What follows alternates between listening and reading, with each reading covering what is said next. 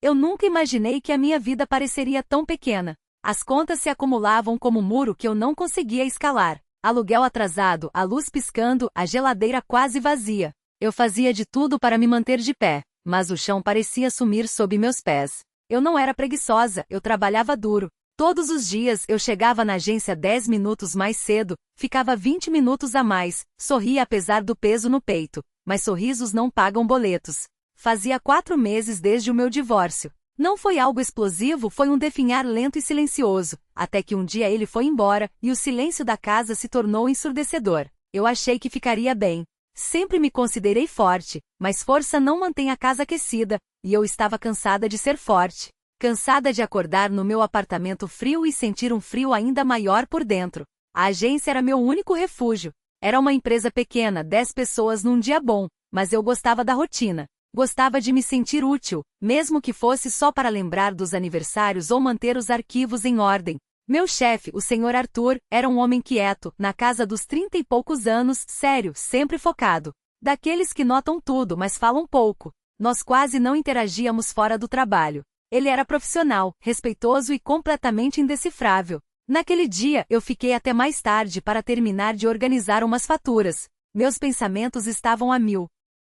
Minha conta estava negativa de novo, e eu não tinha a menor ideia de como pagaria o aluguel. O vencimento era amanhã, dia 1º do mês. Senti as lágrimas vindo antes que eu pudesse pará-las. Lágrimas silenciosas, de puro desespero e impotência. Eu fiquei sentada na minha mesa, torcendo para que o escritório estivesse vazio, para que eu pudesse desmoronar em paz. Eu não o ouvi entrar, apenas o barulho suave dos sapatos no piso. E então, uma voz: "Você está bem?" Eu limpei o rosto rapidamente, forçando um sorriso que não chegou aos meus olhos. "Só estou cansada", eu disse, esperando que ele concordasse e fosse embora. Mas ele não foi. Ele se encostou na beirada da minha mesa, não de um jeito superior, mas casual, como se me convidasse a parar de fingir. "Você tem aguentado muita coisa", ele disse. Não era uma pergunta. Eu não sabia o que responder. Eu não queria pena. Não queria ser a vítima de ninguém. "Eu não quero me intrometer", ele continuou, cuidadoso. "Mas se houver algo que eu possa fazer para ajudar." Havia algo em sua voz, uma gentileza que não parecia forçada. Eu queria acreditar nele, mas o orgulho era uma barreira. "É só o aluguel", eu deixei escapar antes que pudesse me conter. "Eu vou dar um jeito." Ele ficou em silêncio por um momento. "Eu tenho uma proposta um pouco incomum para você." Isso chamou minha atenção. Ele hesitou e então disse: "Meus pais fazem 50 anos de casados em algumas semanas. As bodas de ouro. Estou tentando organizar algo, mas honestamente sou péssimo com isso. Você é a pessoa mais atenciosa que eu conheço. Eu queria saber se você poderia me ajudar a planejar a festa." Eu pisquei, surpresa. Não era nada do que eu esperava. "Eu sei que é algo pessoal e fora das suas funções", ele continuou. "Mas eu ficaria feliz em te compensar pelo seu tempo, de forma particular. Pense nisso como um projeto paralelo, se você aceitar." Eu não respondi na hora. Era real. Não era esmola, era uma oferta de confiança. Um trabalho que eu sabia fazer e fazer bem. Não era só pelo dinheiro. Era pela dignidade, pela sensação de ser vista como alguém capaz, não apenas como alguém passando por dificuldades. Eu assenti lentamente. "Eu posso fazer isso." Ele sorriu, um sorriso pequeno, quase tímido. "Obrigado. Isso vai significar muito." Naquela noite eu voltei para casa me sentindo mais leve do que em meses. Nada tinha mudado de verdade. Minha conta ainda estava vazia, os boletos ainda estavam lá. Mas pela primeira vez em muito tempo, eu senti que talvez não estivesse sozinha.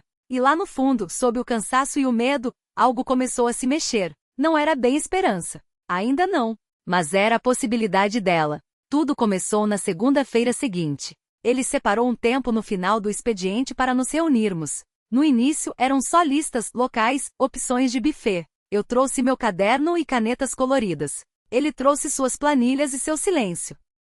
Éramos duas pessoas completamente diferentes tentando criar algo significativo para outros. Mas aos poucos, um ritmo se formou. Ele não era frio, apenas cuidadoso com as palavras. Eu percebi que quando ele fazia uma pergunta, ele ouvia. De verdade. Na primeira vez que eu o fiz rir, estávamos discutindo a playlist. Eu sugeri umas músicas bem animadas da década de 70, daquelas para dançar junto. Ele me olhou como se não ouvisse a palavra farra há muito tempo e gostou do som.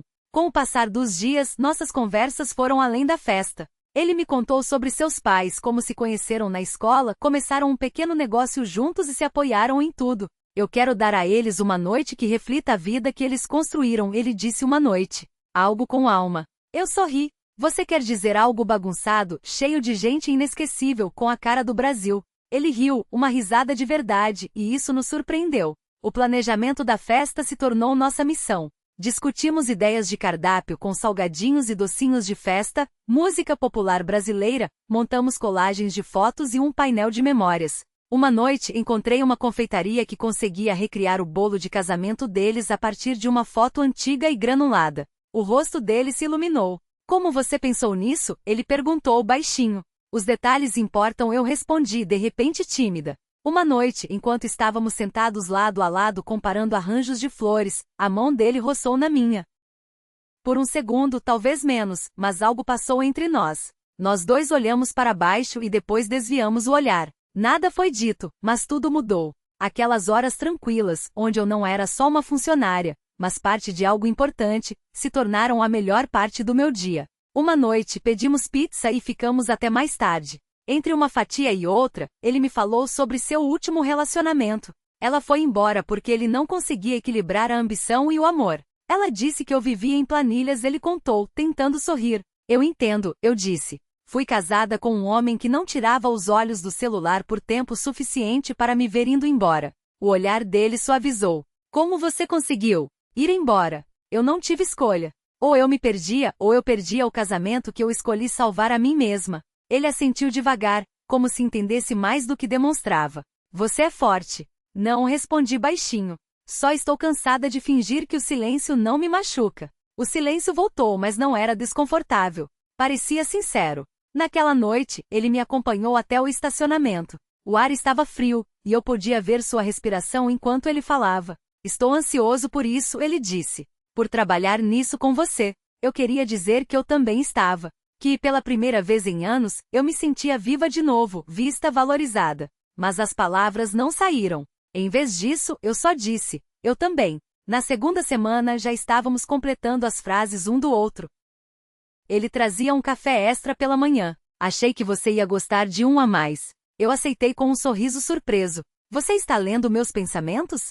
Só a sua rotina, ele respondeu, com uma piscadela. Aquele pequeno gesto significou mais do que qualquer buquê de flores. Significava que ele me notava, que eu não era invisível. Às vezes eu me pegava observando, o jeito como ele arregaçava as mangas, o sorriso que aparecia quando as coisas davam certo. E toda vez que eu encontrava o olhar dele em mim, ele não desviava mais. Eu não era boba. Eu não estava me apressando para nada. Mas algo estava crescendo entre nós, algo delicado e genuíno que eu não me permitia esperar há anos. E comecei a me perguntar o que aconteceria quando a festa acabasse. O aniversário de casamento chegou em uma noite fresca de sábado, daquelas que anunciam um novo começo. Tudo estava perfeito. As luzezinhas penduradas, as mesas com toalhas e rosas. O painel de fotos parecia um museu do amor. Cada detalhe em que investimos nosso tempo estava ali. Os convidados começaram a chegar depois das 6. Os pais dele entraram de mãos dadas, com os rostos cheios de surpresa. A música, a decoração, a apresentação de slides, nós tínhamos capturado a história deles. Eu assisti de lado enquanto a mãe dele chorava ao ver a réplica do bolo de casamento, e o pai a abraçava um pouco mais forte. Ele estava ao meu lado, a mão levemente nas minhas costas. Foi você que fez isso, ele sussurrou. Eu balancei a cabeça. Nós fizemos. Pela primeira vez em meses, eu não pensei nas contas ou no que viria a seguir. Ele estava ali. Aquele momento foi como soltar o ar que eu nem sabia que estava prendendo. Mais tarde, ele fez um brinde. Ele se levantou com uma taça na mão, parecendo mais nervoso do que eu já tinha visto. Esta noite é sobre meus pais, ele começou. Mas também é sobre perceber que há pessoas que nos apoiam quando nem sabemos que precisamos. Ele olhou diretamente para mim. Esta festa não teria acontecido sem a pessoa que me lembrou o que significa se importar de verdade. Alguém que me lembrou que o amor não é só algo que lembramos. É algo que construímos, todos os dias. Senti o salão desaparecer. Só restavam ele, aquelas palavras e a forma como elas aqueciam meu peito. Eu não sabia o que fazer com tantas emoções. Pedi licença e saí para o corredor, de repente sem fôlego. Momentos depois, ele me seguiu. Eu falei demais?